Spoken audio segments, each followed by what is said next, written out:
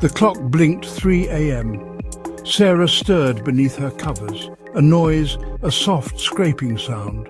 It seemed to come from the kitchen. She listened, heart pounding. The scratching came again, insistent, unsettling. Sarah threw off the covers.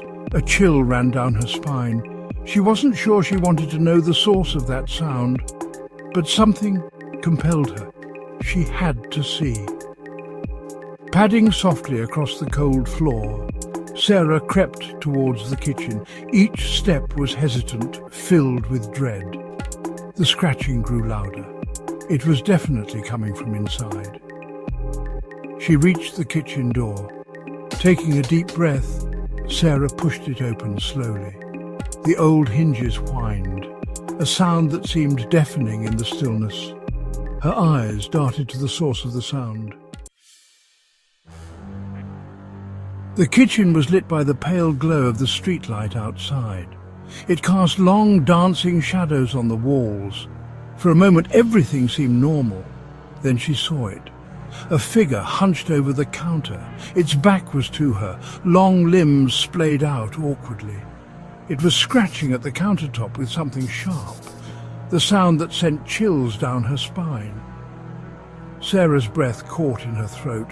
Fear rooted her to the spot. The figure was unlike anything she'd ever seen before. It was tall and thin, almost skeletal. Its skin seemed to be a patchwork of shadows, shifting and swirling with each movement. "Who's there?" Sarah's voice was a dry whisper, barely audible. The figure stopped scratching and turned its head slowly. Its face was lost in the shadows, but Sarah could feel its eyes on her. They seemed to burn into her very soul. "I live here," the figure rasped. Its voice was like dry leaves skittering across pavement. "This is my home." It resumed scratching, this time carving a deep groove into the countertop. Sarah's fear threatened to overwhelm her. She wanted to scream, to run, but her legs wouldn't obey. She was frozen in place, trapped by the creature's gaze. "What are you doing?" she managed to stammer. The figure chuckled, a dry, brittle sound. "I am making my mark," it said. "This place belongs to me now." It stood up, stretching its long, unsettling limbs. Sarah could see now that its fingers ended in long, sharp claws. "You need to leave," Sarah said, her voice trembling. "This is my house." The figure turned its head, its shadowed face seeming to contort into a grotesque grin. "We can share," it whispered. "There's room for both of us."